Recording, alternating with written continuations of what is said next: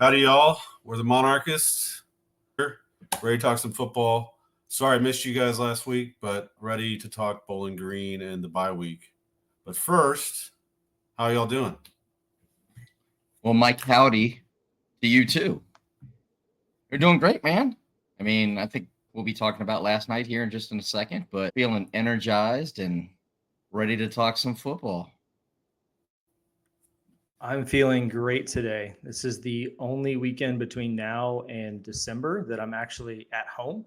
So I got to just enjoy the dual quad box yesterday on YouTube TV, watching games all day, and plan to do that for the rest of the day today. But good to see you guys. Good to see you. So, yeah, last night we had the Monarch beer release at Afterglow. First, we want to thank Josh and Jeff Hartline for the partnership they've been able to give us and the collective. The beer is fantastic, very easy to drink. Everyone we had talk to us last night said it was the better ODU beer, but I think that should be left up to each person. Both beers go to great causes. ODU's beer goes to the General Scholarship Fund. Ours goes to the collective and our student athletes. So if you want to support this program, go buy the beer.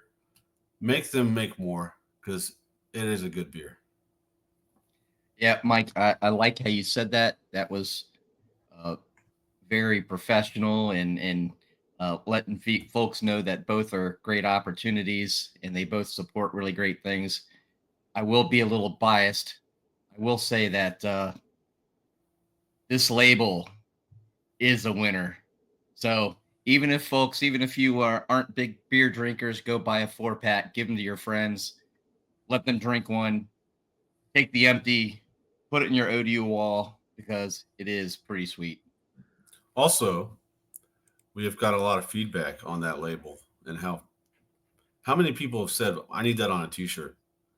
We can confirm that a t-shirt is in the works. So we'll keep you updated on when that drops. But for now, drink the beer, please. Need to shout out Chris Finwood. He showed up last night. Love Coach Finwood. I got to talk to him about this upcoming season. Very excited. We also got to talk to Ricky Ronnie and Tristan.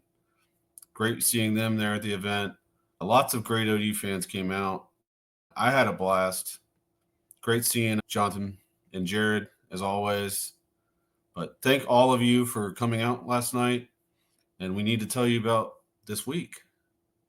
Next Saturday at Afterglow is going to be the second watch party that the collective and us have hosted at Afterglow. Last time there was 200 plus people there, and David Asbury reported on it for us and told us how great of an event it was. So really excited to be there for this one and watch us face off against this talented Bowling Green team who took Texas A&M to the wire yesterday.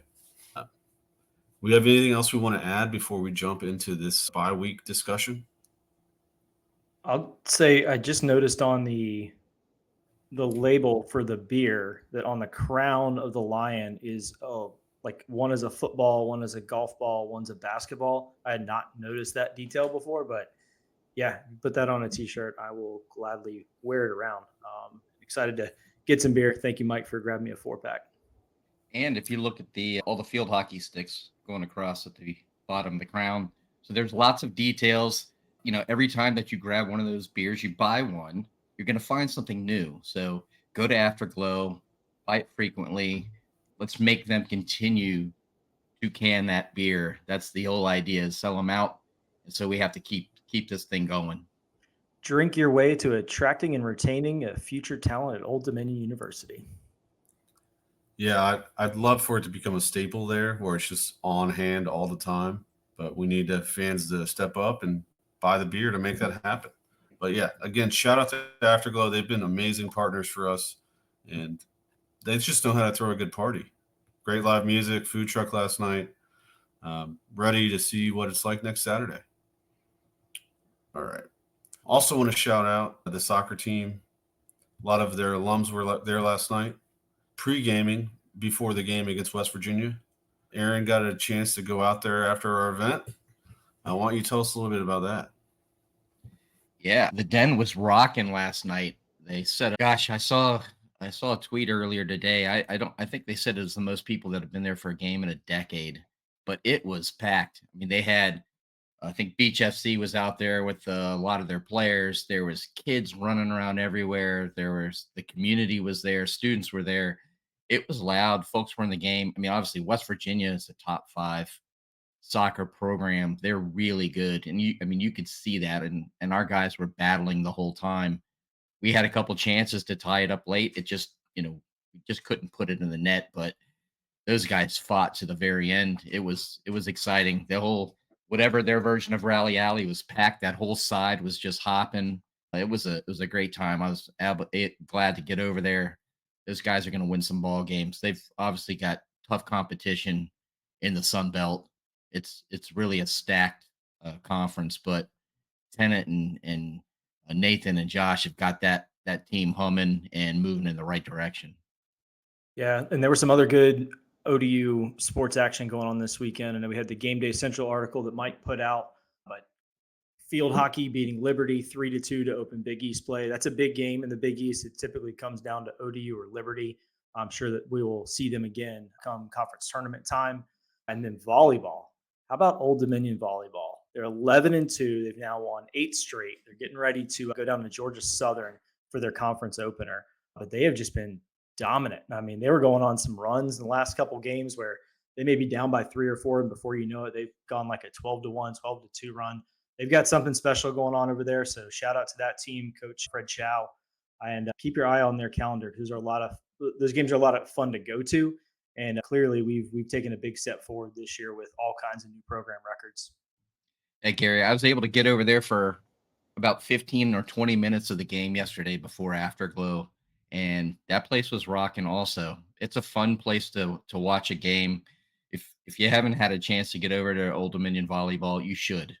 I think are they 12-2 now? I mean, they're on a roll. I mean, the seeds that Coach Chow and the rest of his staff have been putting down are really starting to sprout. And it's that team is coming together, and it's a really great opportunity to go out and watch some good volleyball.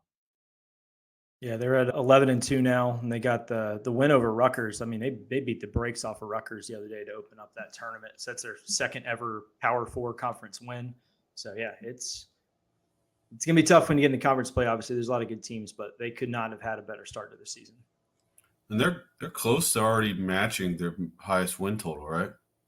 Yeah, they need 3 more wins, and they will match their win total from last year, which was a program high. So I like our chances to blow past that program record of wins in the season. And Gary, I know unless I blacked out, maybe I missed it. I do that sometimes, but you didn't mention field hockey, and I know You how did. much you follow field hockey. Did he? Did you? Yeah, I think you Yeah, blacked out. Yeah, I did. you're I talking did. about them That's beating, what I said. Sometimes I do black out, but it might have been just because of the disdain for the program that they beat. Maybe I yeah, just wanted to not remember that. I'm happy to say it again. Like Yeah. ODU beat Liberty in field hockey 3-2. I'll happy to say that all day long. And what a crazy fourth quarter, right? Yeah, that one kept you on the edge of your seat back and forth, but just coming through in the clutch there to get the game-winning goal and then holding them off for that last little bit is a lot of fun to watch. And looking forward to what they can do going to the Big East and trying to repeat as conference champs. And I believe next Sunday they host VCU. I have that one circled on my calendar. It's a good one to circle. I think that will be up here in Richmond, so I will be getting down to that if I can. All right. So bye week. We have to talk about the bye week. This last week was our bye week after playing Virginia Tech. I want to kind of phrase this a little bit differently. Maybe each of us can talk about what they wanted to see or the team to work on in the bye week. Aaron, why don't you kick us off here? I feel like I'm going to cherry pick here and probably talk about something that you guys want to talk about. But over the last few weeks, that we've really talked a lot about the short and intermediate game. I'm hoping that we don't know who's going to be quarterback. We don't know who's going to play. We don't know the status of Grant's injury. Obviously, Colton and Quinn both had some game time with Virginia Tech. Colton for much more limited time than Quinn. So whoever the quarterback is, or hope to see more of that short and intermediate game and of using more of the field.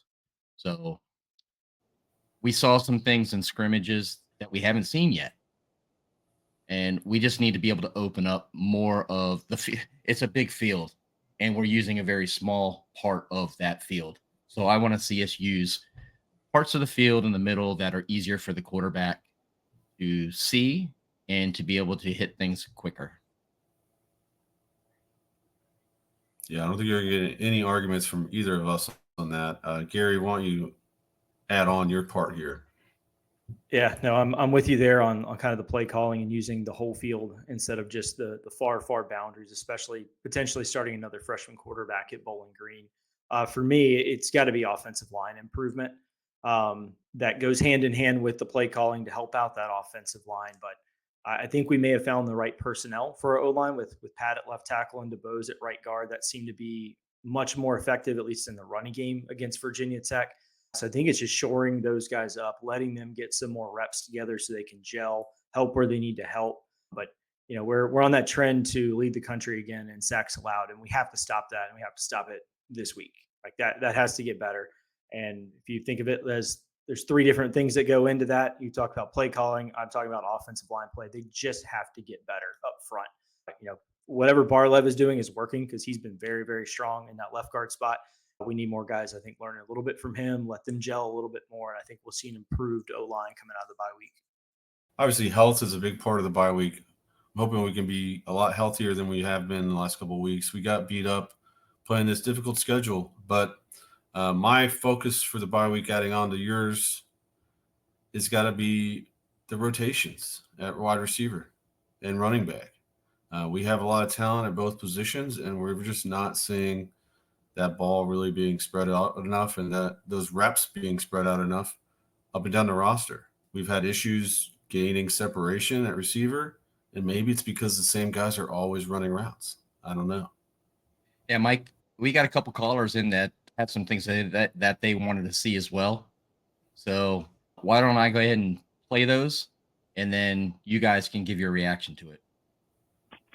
Hey guys, Justice here. Great work as always. Enjoy all the coverage you guys give all the Monarchs athletics.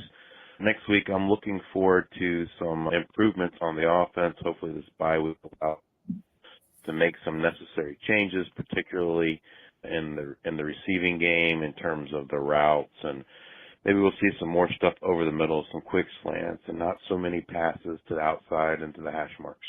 Thanks, guys, and go Monarchs.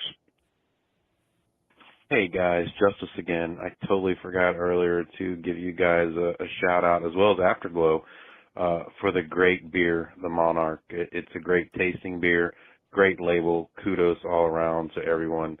Go Monarchs. Fellas, what's your thoughts? All right. Well, he's right. The beer is fantastic, but the middle of the field has not been really used enough this season. And when you're starting freshmen at quarterback with no experience, you should be making the game easier for them. And that's short, quick throws, slants, screens. Give them stuff to build their confidence and get them into the flow so they can adjust to the speed of the game. And we just haven't done that. We just didn't do that against Tech, and I don't know why.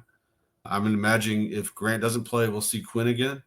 So help him out, make him stop having to think so much, and just hit his speedy receivers and get the ball in their hands so they can go make plays. I don't want to see any more bubble screens. I am tired of just seeing that 30-yard throw to the outside boundaries and either be incomplete or I don't know. It's just a matter of time before that's a pick six. It's a tough throw to make, and the risk and reward is just not there. All right, Gary, I'm going to play the second call, and you go ahead and take it.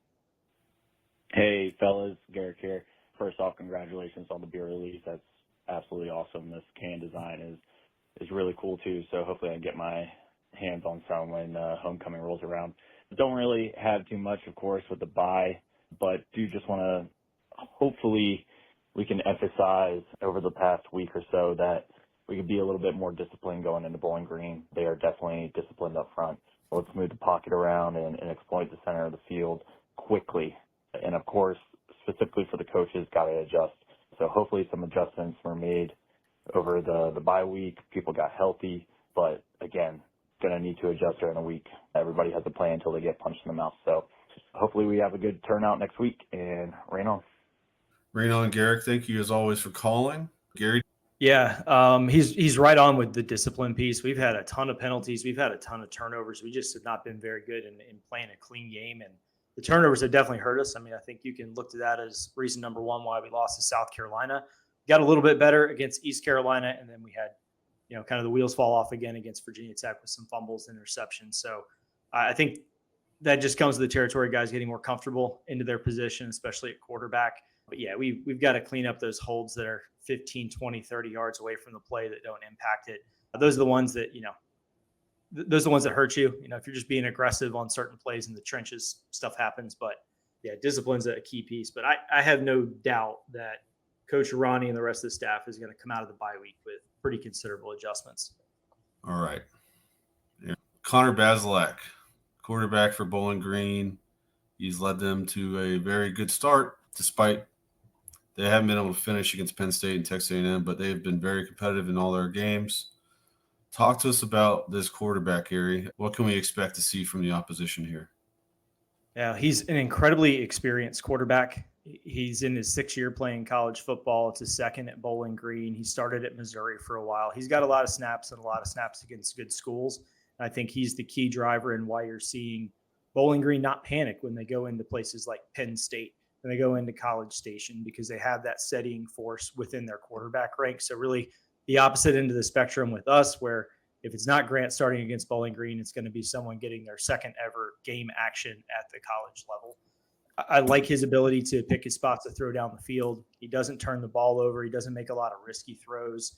He's really good at hitting some of his playmakers in stride to get those big chunk plays. And he's got a couple playmakers. And I don't know if we want to talk about him now, or if anyone else has any thoughts on Connor. Well, the one thing that I am pretty happy to see is he doesn't appear to run the ball very much. That's an area that we've struggled in containing quarterbacks who have the ability to be that dual threat kind of guy.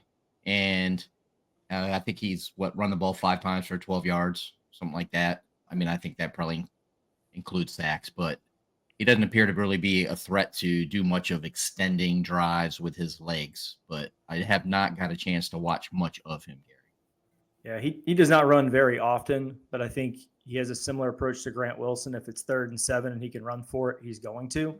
But he's not going to be that guy that goes and dusts you for like an 80-yarder, like Drones or Kadon Salter at that school in Lynchburg, someone like that. But if you don't account for him in the offense and it's 3rd and 6, 3rd and 7, you got it covered. He's going to go make an attempt on foot, but he doesn't really need to run that much because he's got some pretty awesome weapons around him. I was impressed watching them against Texas A&M with their running back, Terrion Stewart. He looks like Mark Ingram. He's like 5'8", 5'9", but he's 210, 220, and he's got incredible speed. He's going to be really difficult for us to bring down.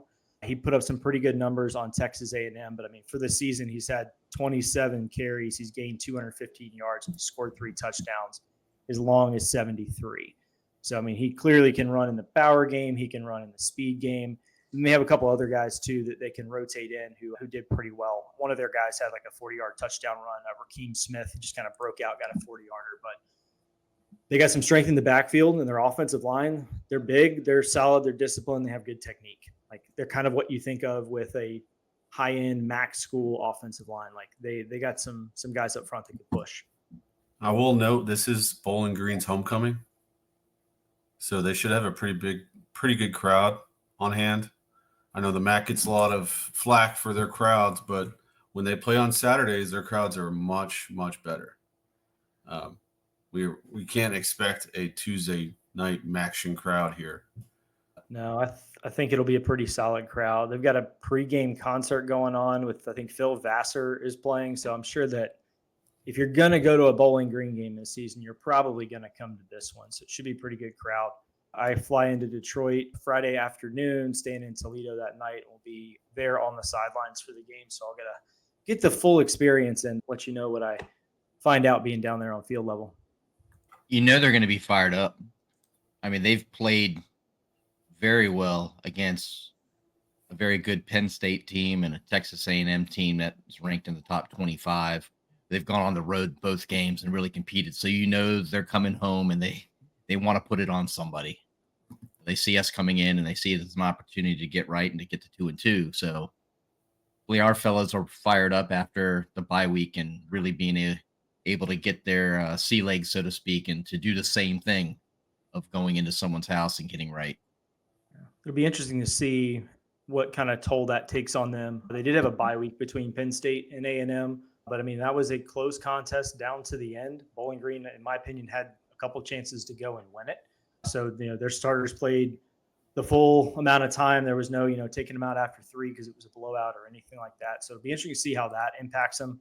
Someone that I want to highlight from watching that game, and I've heard of him before, but Harold Fannin, tight end for Bowling Green. I think at worst case, he's getting drafted in the second round. He absolute stud.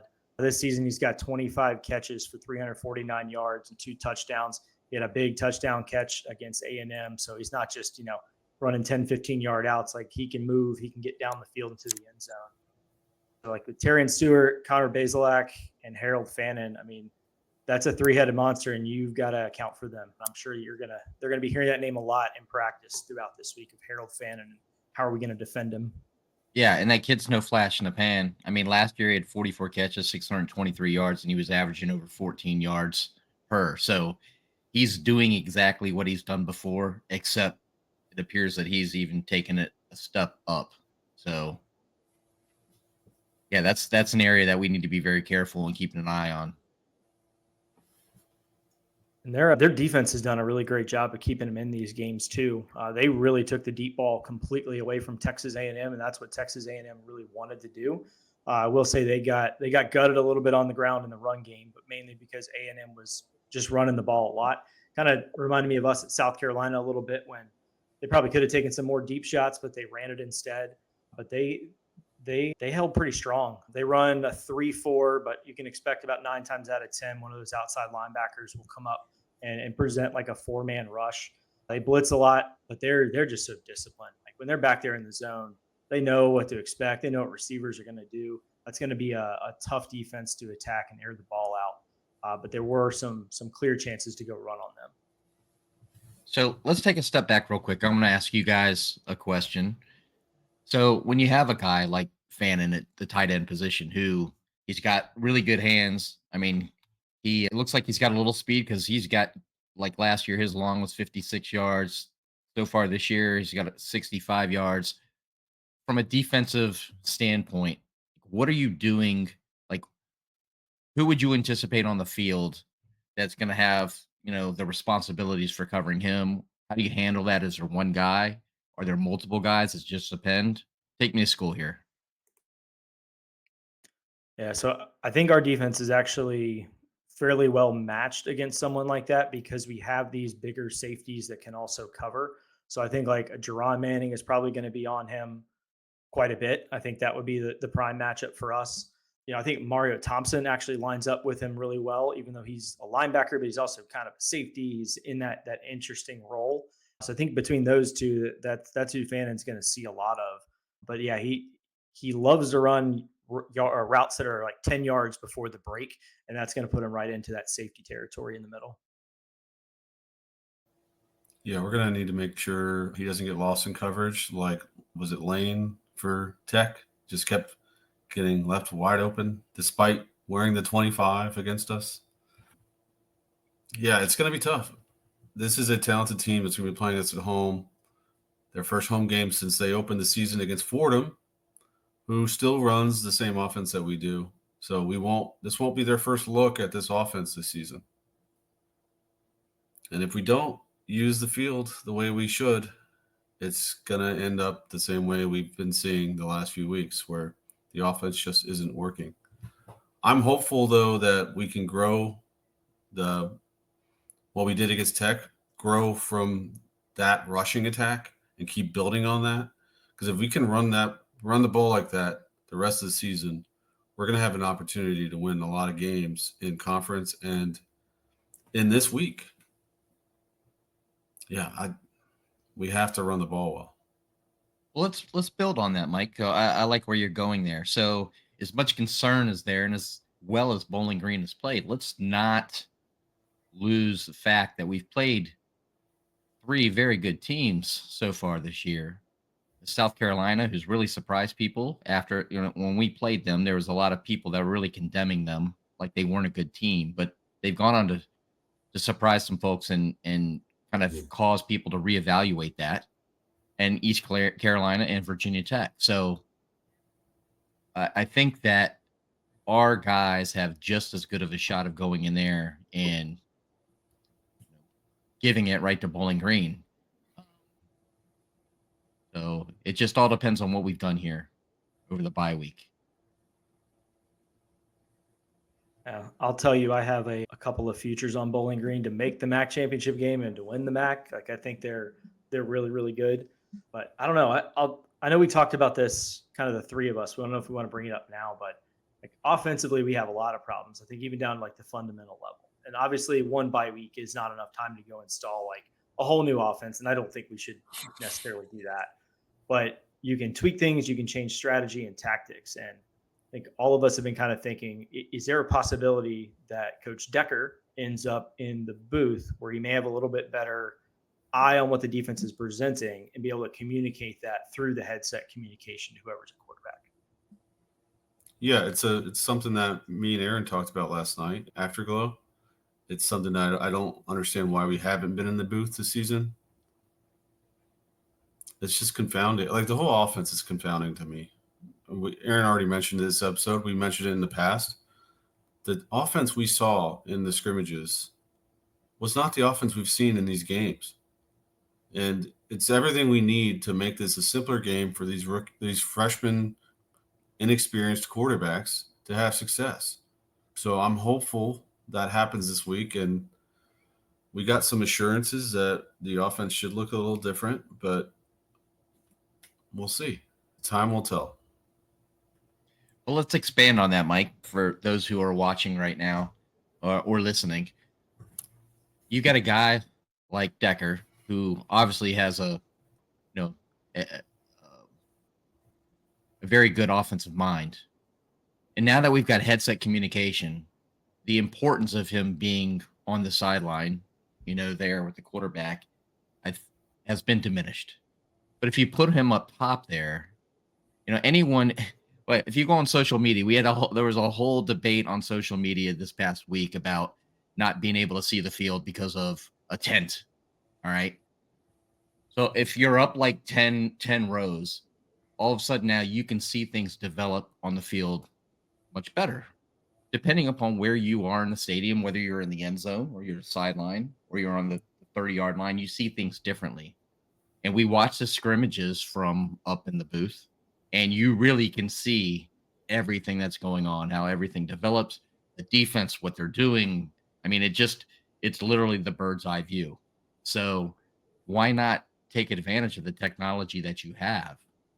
And the one guy that's probably the best at doing it, besides Ricky, would be Coach Decker, to be able to see exactly what the defense is doing and how his offense could take most advantage of that. I would add that it would save time as well, because right now the analysts that are up there have to relay that information to Decker to tell him what the defense is doing, and then he gets to make a decision on how we're going to attack that, right? So now you're eliminating that whole step because Decker's seeing it for himself from the booth. And what we're doing right now has been inefficient and it's not working. Everyone in the crowd that can see what's not happening is wondering why. The offense has gotten predictable. I mean, I don't know how many plays you guys could call out last week against Virginia Tech, but it was so repetitive and predictable. And I'm hopeful that a move to the box would eliminate that, because I don't know. It just seems you see the space that's being created by the offense and not being utilized. All right, well, let's be fair about this. So of all the pros, so we just laid out why wouldn't you do it? Doesn't make sense. What negatively, what's the downside of going up there? Yeah, I think the biggest downside is probably when the offense is not on the field and it's on the sideline. You're getting to look the guys in the eyes and talk to them and coach them up. And then also now we can use the video on the sideline as well. So like you would lose that element of it, which is kind of the predicament we have. Like quarterback coach, OC, same person, so it's like you can't split it out as well. But you do have Ricky, you do have other assistants, you have those analysts that can maybe they're the ones that should look at the film on the sideline and relay the info. I'm not sure, but you do lose that like in-person connection you're going to have with your quarterback and the rest of the offense. Yeah, and to me, that's fixable. I mean, you can communicate with the quarterback on the sideline, have that analyst give him the tablet to walk him through the play of what needs to be, what they should be doing, or what they did right, or just that feedback that you're trying to give to the quarterback on the sideline. So, I don't know. It's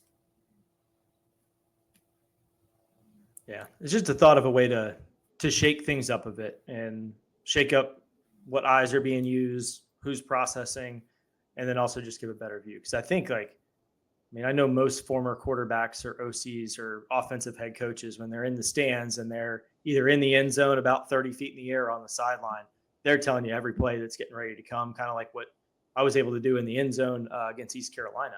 But I don't know, just being it's able what to made it's like a video what game. made so much fun watching Tony Romo in the booth, because he was just telling you exactly what was going to happen before it happened. Even though I hate the Cowboys, I enjoyed that. Oh, look out, Jim.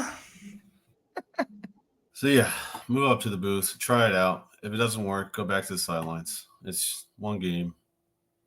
We need to change things up and find a new solution, because whatever we're doing right now is just not working. Yeah, unfortunately I can't see that happening. The first time you're going to try to do it, you try to do it on the road where you're unfamiliar with the environment and the technology and everything.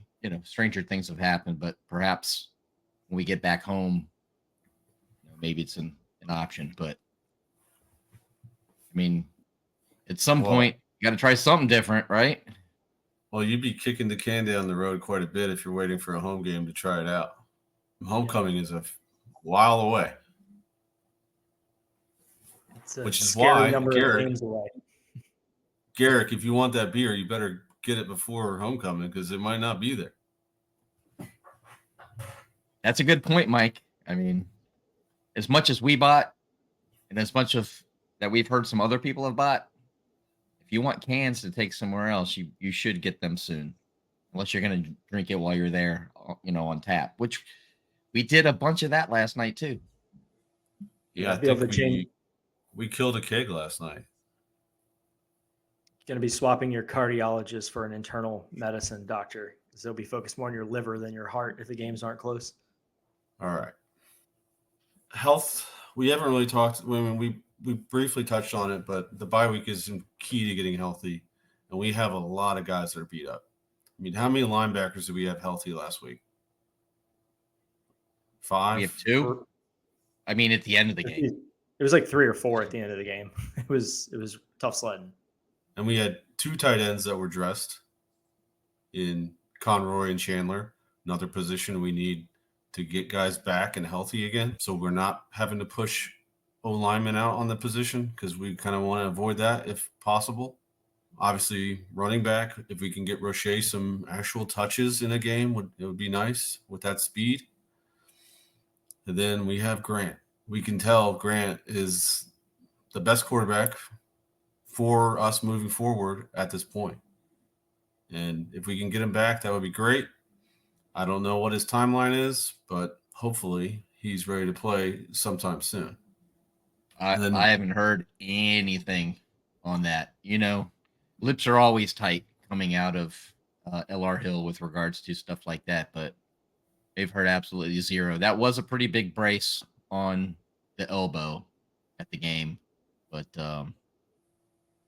I would say that we just prepare to have a freshman quarterback, and if you got to have Grant, if he's going to be able to be right and be healthy at some point in the season, you need him in conference. That's the most important part of this season, to be honest. Way more important this game at Bowling Green.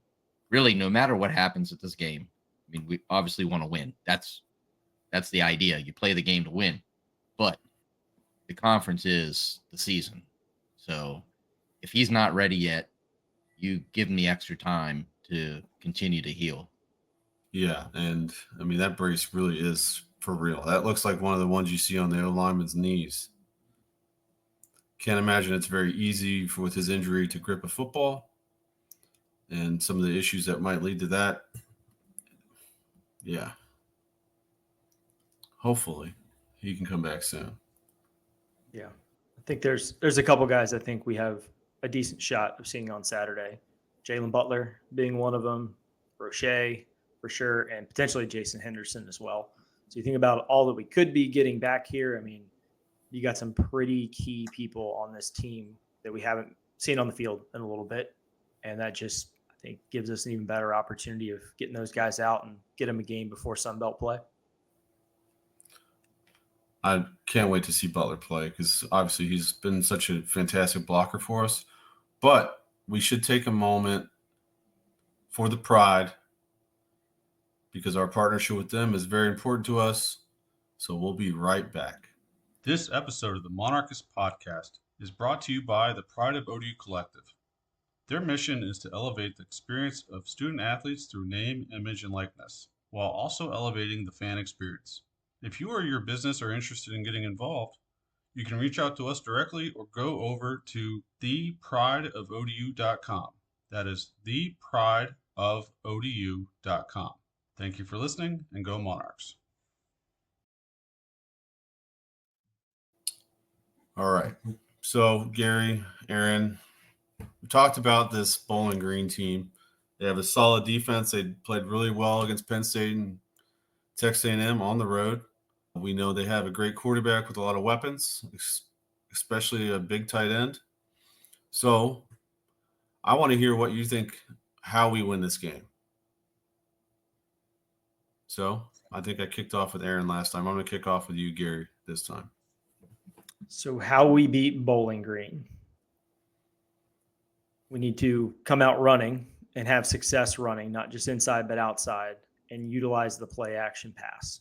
I think if there's a vulnerability on this Bowling Green team is when teams are running on them, they suck up to the line, and A&M was able to use a little bit of play action. I think that right there is the key to success. Establish the run, throw play action, preferably over the middle if we can. But I think it's all what does the offense do? Again, like I know the defense is going to be fine. It's what can this offense do come out of the bye week?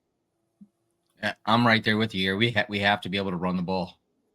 I mean, as anemic as our offense has been over the first few weeks, we've been able to run the ball, and we've got to continue to do that. If we continue to do that, the passes will be there. I mean, we saw in the few amount of passes we had, we saw that when we would go down the middle of the field, we had that one opportunity with Conroy. The ball was just a little off, but those are the type of plays you're talking about, play action sort of opportunities. Those are the type of plays that if you hit, an 8-10 yard pass ends up being a 20-25 yard type of gain or larger. So, between Aaron Young and Bryce Duke, we've run the ball for 300 plus yards, so far. So, and that's not even counting what we've got out of the quarterback position. So that's going to help us to control the game, keep our defense fresh. We've got to be able to do that. The defense has played really well, and I can only imagine how effective they'll be if that we can change up the time of possession a little bit. Now I know that Ricky's talked about that in the press conferences. He's not overall concerned with the actual time of possession, but the number of possessions is what he said. So I would say we need to have more quality possessions on offense, of like high stress possessions for the defense, ones that they're on the field, that they're concerned about covering us for 8 play drives, 12 play drives, and that sort of thing, where we really control the game, we tire them out, and then we're able to put things away in the fourth quarter, as opposed to not being able to secure the deal in the fourth quarter. Yep, I agree with both of you. Quinn, if he gets to start, this will be his second game with game experience. I'm excited to see how he matures and his comfort level in this second game is, because there were quite a few plays late in the game where he started to see some ghosts and he was leaving the pocket too early, and it led to sacks. So I'm thinking maybe in the second game he's a little bit more comfortable, more ready for the game speed. Hopefully we make those pass plays a little bit easier for him so he's not waiting for those long developing routes and those bubble screens to develop so he can get more comfortable in that pocket. Because the sacks are a problem again this season as they were last year. Yep. I think you expect some of that from the freshmen, but absolutely know what you're saying there. Like maybe those ghosts are scared away a little bit now after some experience. On the defensive side of the ball for us for Bowling Green, the only other thing I'll say is we need to be really good on third down again. That's how Texas A&M actually won this game. Bowling Green was only 3 for 12 on third down, and they were 2 for 2 on fourth down. So I think being aggressive on third down, not falling into their play action traps, that's really the only thing for the defense. If they do their thing, they're going to keep us in the game. I'll note Bowling Green was 2 for 4 in the red zone against Texas A&M, right? Yeah, they were. One was a missed field goal and one was an interception. So we got to convert when we have our opportunities in the red zone, and we got to just get off the field defensively. And what we've seen work this year is blitzing has been very helpful in us getting off the field on third down. I know you guys have already looked at this, I'm sure, and we haven't talked about it a ton this season, but Vegas has seen this game is what? We're a 9.5 point underdog on the road. That's right. Yeah. It opened at 8 and the Sharps smoked it up to 9.5. I wouldn't be surprised to see it click to 10 at some point. Yeah, so we're coming in as underdogs, but it should be noted we're coming off a bye week, and Ricky and his staff have been great using their bye weeks over the years. We are unbeaten after bye weeks, so there's a little bit of history there that Ricky can use that time really effectively to give us our best chance to win a game. Yeah. Are y'all ready to roll into predictions now?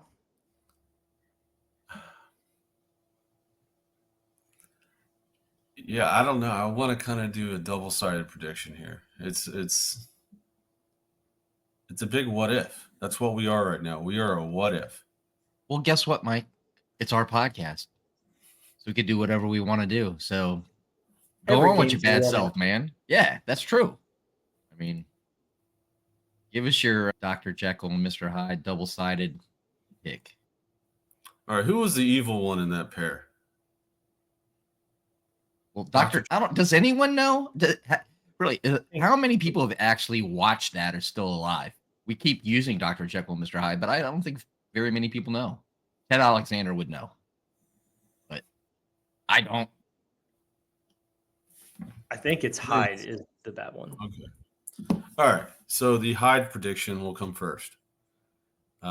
If we have not fixed the passing offense, we will not win this game, and we will not beat the spread.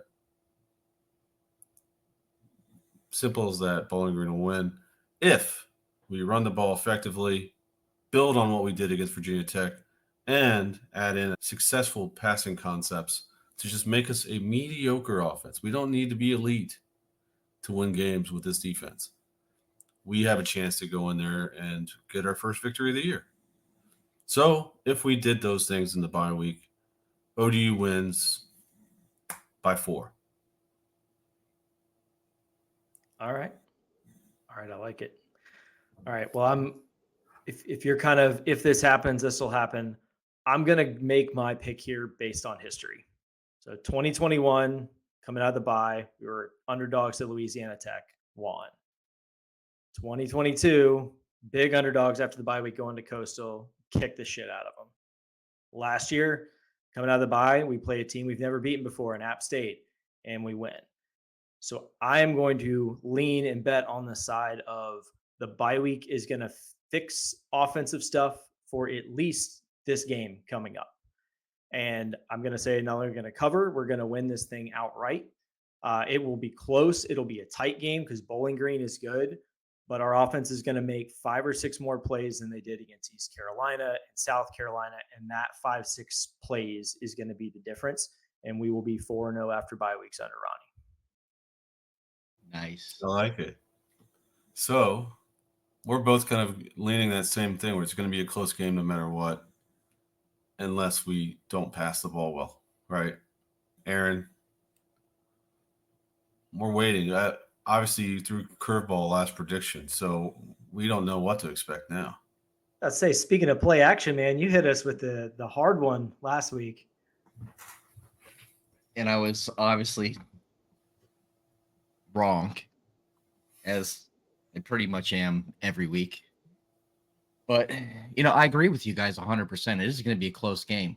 I think we're going to shock a lot of folks because people just, they're going to see the line of, -9.5, -10. You see Bowling Green, who's gone out. They played Penn State and Texas A&M really tough. Arguably, they could have won those games. If they did, they'd be a top 25 team. And you've got an Old Dominion team who struggled on the offensive side pretty much every game so far. Fortunately, flexing on the defensive end, that has kept us competitive. But it is going to be a close game. We've got the Cornell mind that has a lot of time to think about this. He had one of the Monarchs last night, which is going to enhance that opportunity to think clearly and to see what we need to do there. And we know that the guy that I like to talk about a lot, had a kicking session with one of the all-time greatest kickers in the world. You know what? I don't even have to say it, Gary. I don't have to say it, Mike. Gary, read my mind right now. How are we going to win? That close game that you called, Gary, what's going to happen? Ethan Sanchez, 50-yarder for the win. Book it. Book it, baby. And I'm finally going to be right. This is the week. I was looking for Jeopardy music, by the way, while you were talking there. So it's back. The Ethan Sanchez for 50 is back. Happy to hear it. I'm hopeful, though, that it's more like a 35, 40-yarder. Well, with the time zone difference, does that equate to anything with field goal distance? No. Like, is a 35er really a 35er if we're watching it here and it's happening there? I think it would only really exist in like Colorado, where the air is a little thin. I'm so confident. If I was Ricky and it was, say, a 45-yard kick, I would take a delay a game on purpose just to make it a 50. Well, I hope that doesn't happen, because that would be a mistake and another continuance of the sloppiness we have seen penalty-wise and procedural-wise this season. That needs to be cleaned up this week. Yep. I think Garrick is going to be anointed the Duke of Discipline or something. He's going to come out there if you get a flag, because he calls about it every week. Yeah, it's been disheartening to see the amount of penalties procedurally that we've had. Yeah, it does. It does get on his nerves, as we've seen in the calls and in the blue lot. Perhaps something like grinding Garrick's gears or some sort of alliteration. All right. Well, I'm going to close this with another call for action. Next Saturday at Afterglow, watch party. So come watch this game with your fellow fans. Good or bad, you'll be with some Monarchs and enjoy the day with a great Monarch beer called the Monarch, supporting our student athletes. And if you haven't yet, please join the collective. The more members we have, the more good we can do as a group. Yeah, I can't stress that any more than what Mike is saying. I mean, not only are you supporting the program, you're supporting the student athletes. You support us to be able to continue to bring Monarch Nation podcast, websites, getting out and writing about, as many sports as possible. It really helps us to continue to do these sorts of things. So your dollars go very far in supporting everything that you care about with regards to Old Dominion. Yeah, and I mean, you guys see it here with our StreamYard, where we moved to StreamYard this year. We moved to YouTube. Those sorts of investments are possible with the support from fans like you. We're members. You can join at any level you want. $7.57 a month. It's pretty cheap. I know I'm sounding like NPR right now, but we need your support, guys. We can't do it without you. These student athletes need your support. The more members we have, the better the program will be. Simple as that. And that's not just football.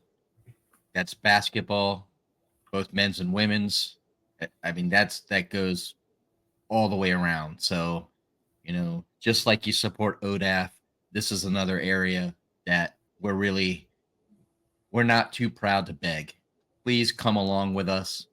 Please, that's a song, isn't it, Mike? I'm not going to sing it. I ain't too proud to beg. Yeah, I mean, and you've heard coaches ask. If you've been to an event with Mike Jones, Mike is asking every time. Delicia's asking, come with us, join the collective at whatever level you're comfortable with, and just be part of it. And we're going to continue to try to bring bigger and better and cooler things for you guys. You're going to get your money's worth. We promise it. If you don't, we're going to start playing the Sarah McLachlan song in the background when we do this pitch next time. For only 60 cents a day. Yeah, that song depresses the hell out of me. But we will do it if you don't join soon. And the people that are watching this are the ones that really care about this program and want it to be as successful as possible. You're the ones that we need on our side. This basketball roster, this fantastic basketball roster that Mike has been able to build, is because of our school, our facilities, but also because of NIL. So we need your support. Join us so we don't have to continue making this pitch every week. We don't want to do this every single week, but we will if you guys don't start joining more and more and more. And more. Yeah. Help us out. All right. Gary, we hope you have a very safe and happy trip to Bowling Green. Bring us back a W. We need it. I'm going to try. Chad may have messed me up by reminding me there's casinos in Detroit and Toledo. So thanks, Chad. You going to Windsor? I don't know. There's an MGM up there. There's Hollywood and Toledo. We'll just see where things go. So we can And just fund the NIL remember, that way. we're not going to be there to bail you out. So when we win, when Ethan hits a 50-yard field goal, don't streak the field. I mean, no promises. As long as the ESPN Plus feed's still going, I'll do it. And bring your passport in case you do decide to go to Windsor. You're going to need it. I will. I'll take that with me. All right. Thanks, y'all, for tuning in. We're the Monarchists. And as always, go Monarchs. Go Monarchs. Go Monarchs.